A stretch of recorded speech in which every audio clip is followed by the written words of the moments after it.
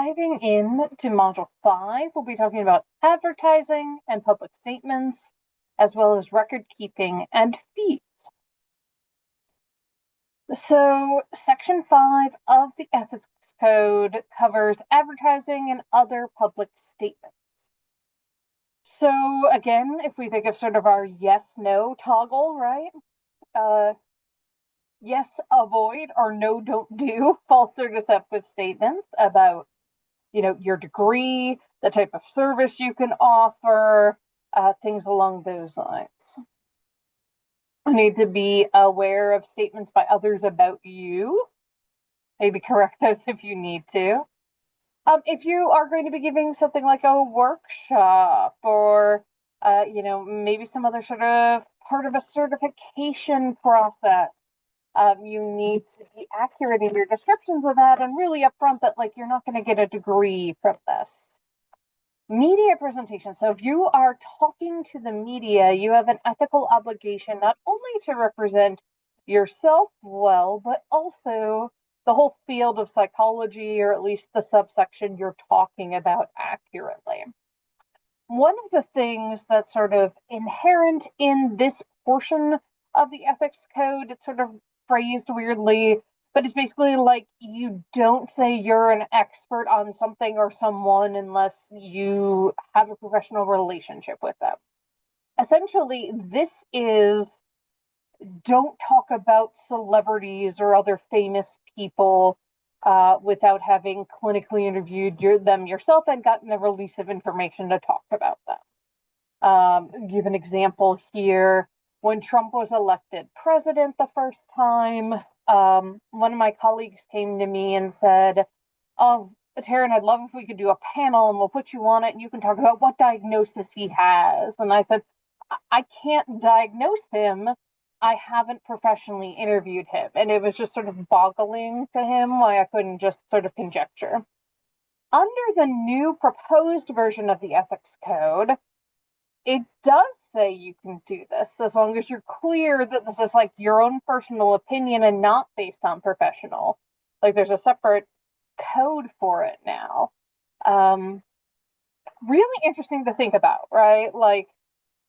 Is that okay for someone who, let's say me, in Virginia Beach, Virginia, to be like, "Oh, yes, this person in LA has this that I've never met." You can argue you can do it based on observable behavior, but as we well know, observable behavior can have several different explanations and often a combination of all those explanations. So this one feels weird to me. Testimonials. This is tough in a world of Google reviews, right? And social media. You shouldn't solicit testimonials from clients. Especially not therapy clients, because then you're maybe asking them to violate confidentiality, right? That gets really tricky. And then kind of relatedly, you shouldn't solicit clients in person for therapy. It shouldn't be like, "Hey, you seem a little anxious. Why don't you come to therapy with me?" Again, just feels sketchy. The Shead and Dobson Blackboard reading talks about how do you advertise for professional services in psychology? How do you do it ethically? Is listing yourself on Psychology Today ethical? I think yes. I think it gives people an informed consent as to who you are, what you specialize in, things along those lines. If you're going to be a consultant, right, you're going to need to advertise, get your name out there. How do you do that? Well, now, what about record keeping and fees? These are really important too. So again, if we think of our yes, no, yes, document. Not only because it's ethical, but also because it's I don't know if y'all for the phrase CYA, cover your arse, right?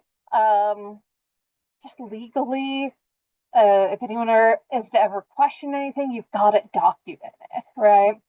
So you want to document not only professional work, again, at your job, but also if you're doing scientific work, research, you want to maintain documentation. I've been working on a qualitative study with a couple colleagues, and we have a whole log of essentially like our discussions about the process of data analysis. That's really, really important. And then maintenance of records. You want to keep those records up to date.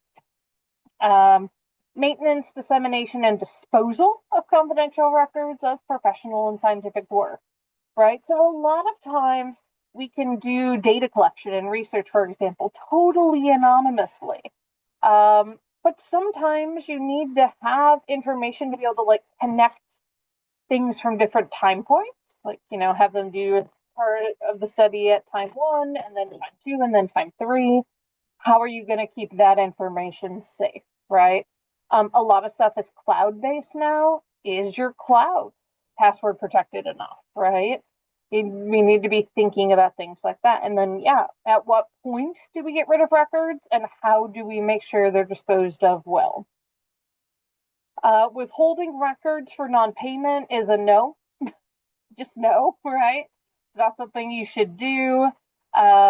Fees and financial arrangements should be reasonable, should be disclosed up front, right? You need to tell someone whether or not you take their insurance, whether you take any insurance, that type of thing.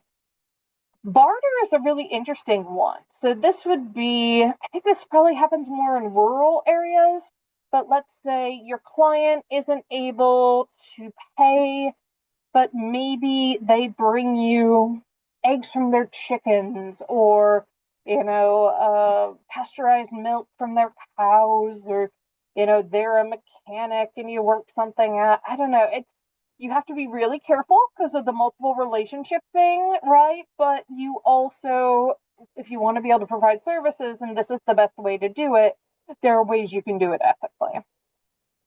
You got to be accurate in your reports, really in general, but particularly to your payers and your funding sources. If you're doing any kind of like grant work, you have to be super careful with those records and up to date. And then referrals, and I believe this is supposed to say fees, not feeds. If you're referring to someone, if someone's referring to you, right? Sort of weird if you expect a kickback, right? So you need to sort of address that. The Blackboard articles for this section, I think, are really interesting. So the first one talks about 6 areas of potential ethical quagmires in coaching, which is this weird sort of realm where you don't have to be licensed. You can do individual coaching or you can do like organizational coaching. And it's a growing area for psychologists. So certainly a place you could probably make lots of bucks, right? But here are some of those quagmires. So making sure your roles are really clear. If you're going into an organization, your job is to, I don't know, maybe recommend ways they can improve their efficiency. It's not to provide counseling for them, right? Make sure your skill sets and competencies are really good. Thinking about some of the previous things we've talked about, that you have the proper education and training, and if you don't, perhaps you seek it out. Do you need licensing? Maybe not, right? But probably we should think about credentialing, right? Do you have a degree? Have you taken coursework in this area?